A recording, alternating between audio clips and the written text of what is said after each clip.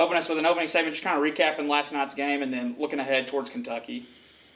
Well, first of all, Happy New Year, everyone. 2020 is finally here, so just want to wish nothing but safe and happiness and blessings to you and your families.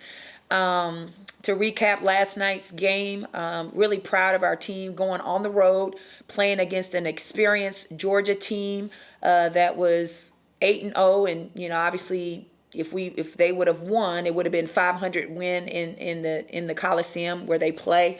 I thought our kids had tremendous focus in the details, and I think I said when we came back that break was good for us. We're still not where we need to be, which is a good thing because we're still gonna have a lot of good basketball to play, and we haven't even peaked yet. But our attention to detail was something that has really changed, and I like that. But we took away what we needed to take away from Georgia, which was their transition. They only scored 6 transition points. Yes, we gave up offensive rebounds, but some of that was due to how we were trying to get back, from a transition standpoint. But I was really pleased with our effort, and we had big plays. Charges were big plays from Jess, from Maya, time and time again. Those intangible things that don't always show up in the stat sheet is what really won the basketball game for us. So just great to end the non-conference with the win, and now we're excited to start this new year. And obviously we got a big-time opponent coming in here on Sunday. Up first, we'll go to Robbie Falk. Hey, Coach. Happy New Year.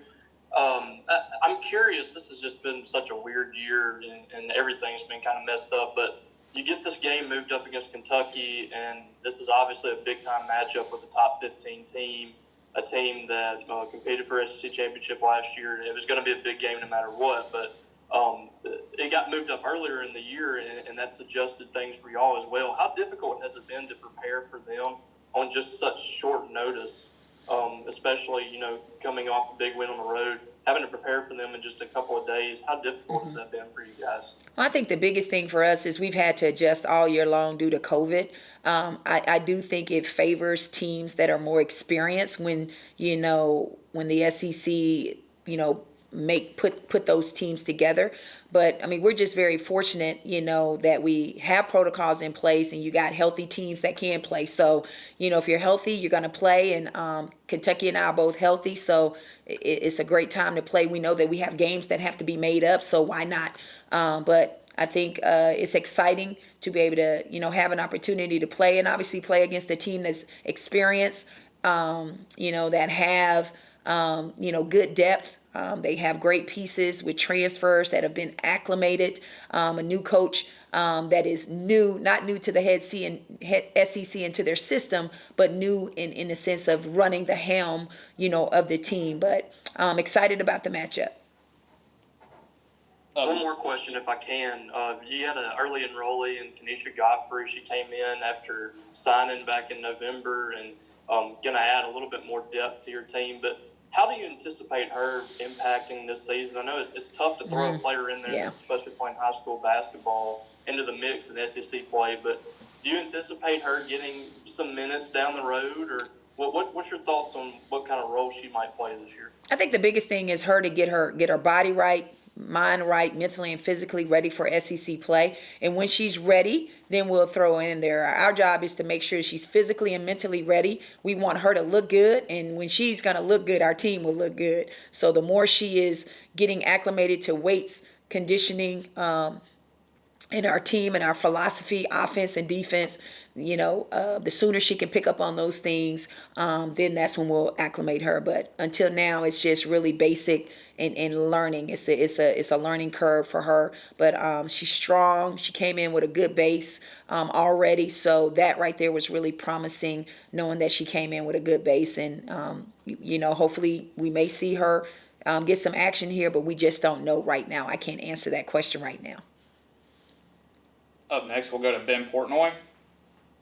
Nikki, you mentioned Kyra taking over at Kentucky. I know you guys just missed each other at Tennessee, but I guess how much familiarity do y'all have just in coaching circles, and I guess just what's kind of y'all's relationship, if at all? Well, I think the biggest thing is, being coached by Pat, and coming from the same program, we have a lot of the same DNA in how we do things just because of our foundation.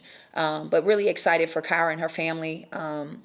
She's been in coaching for a long time, and this is her time. And she's been an associate head coach, at Kentucky, and now she's taken over a program where she's very familiar with the players. She recruited those players, so it's pretty much like her own, and she's done a great job. So really happy for her.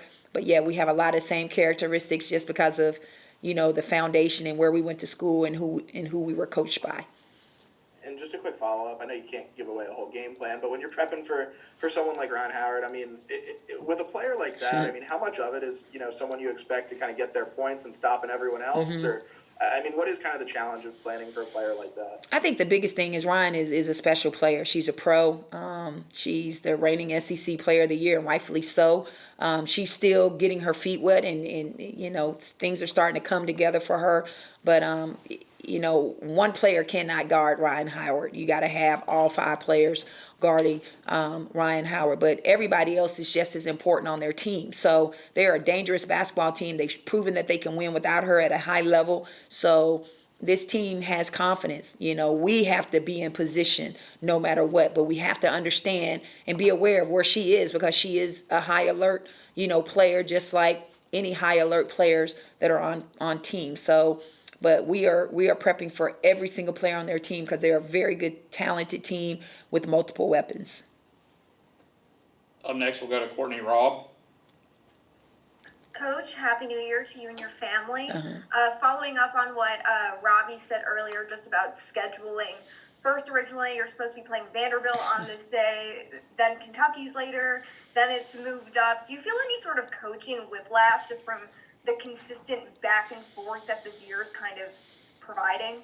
No, not really. You know what? I'm just very blessed to be in this situation. I think all coaches are, hey, when you go through what we've gone through and not being able to be around your players, not being able to have them in the gym, that was hard. And now you just want to, make each day count. And you never know what tomorrow's going to bring. So the opportunities that we have in front of us, we have to take advantage of them, and that's what we are doing. And if we are healthy, our players want to play. We've talked about protecting our bubble, our basketball, so that we can continue to do that. They understand you can't trust anyone, meaning protecting, yourselves and masking up, so that we are able to stay consistent and getting better. If there's a layoff, then it hurts you because now you're not able to move forward. And we need to move forward. We don't need any distractions. We don't need any layoff. We're trying to get to a point where we can start playing our best basketball, and we've yet to do that. So we're starting to move towards that direction. And just another quick question. How proud were you just to see what Madison could do when she had to come in and fill in for Jessica when she found herself in foul trouble early yesterday?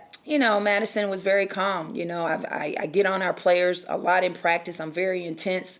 I get on her more just because she has high goals and expectations for herself, but also I try to help her understand, she's got to be realistic, and what she can control is how hard she plays every single possession. She's an intangible player. Let that fuel her, and that's what she did. She came in, she gave us very good energy, and then her offense just follows suit. So when you focus on things you can control, good things usually happen for you, and she had a good night and was able to contribute for us. Up next, we'll go to Joel Coleman. Nikki, I was asking Coach Allen about this a minute ago, and I guess it's really a small sample size, but you guys obviously were at Georgia, and I know you went down to South Florida and things, and you're playing in front of these arenas that don't have many people in them because of the restrictions and things. You guys probably, as much as anybody in the country, are hurt from that, because this game on Sunday would be one that typically, 6, 7, 8, 9,000 people would be at, and now it would be 1,000 tops.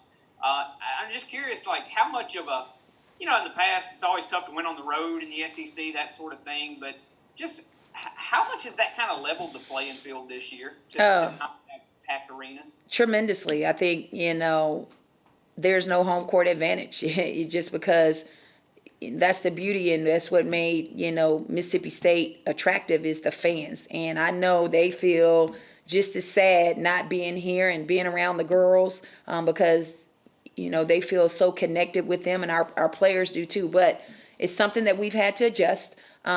We just have to come in and have more energy. Every team is saying the same. You got to have energy when you don't have fans. You got to create your own energy. And the fans that we do have, we're thankful for them. And, you know, we're going to feed off of them because they're going to be loud, and we're just going to keep rolling with it. But it is an adjustment. It is. But I think our kids have started to adjust. But we just can't wait until the hump is packed again. We can't. I can't wait. I want to know what it feels like. But, you know, our fans are following us on Twitter. So, you know, those things are really good. But it's nothing like playing in front of a packed house. But I know that the fans that are going to be here on Sunday, they'll be loud. So we're excited. We'll go back to Ben. Nikki, just curious in terms of timeline, when did you guys actually find out that this game was getting moved up? And I guess how quickly did you guys have to turn around a game plan and get set? And, you know, what kind of was the timeline for y'all in terms of getting prepped for this game? Well, I think it's mostly our coaches. I've already, you know, divvied up the scouting reports, and I think it was the day before we left. We got an email. I'm not 100% accurate, but, you know, it was pretty soon. It wasn't that long ago, but it's given our coaches, you know, a little bit of time to prepare. Like I said, it favors the team that is, you know, that has a veteran group. Obviously, Kentucky, you know, Kyra knows their system. They know her, so they understand this league. They're learning our new system as well. But you know, we're excited. We're excited about the matchup, and you know, we're prepared, and we'll be ready to go on Sunday.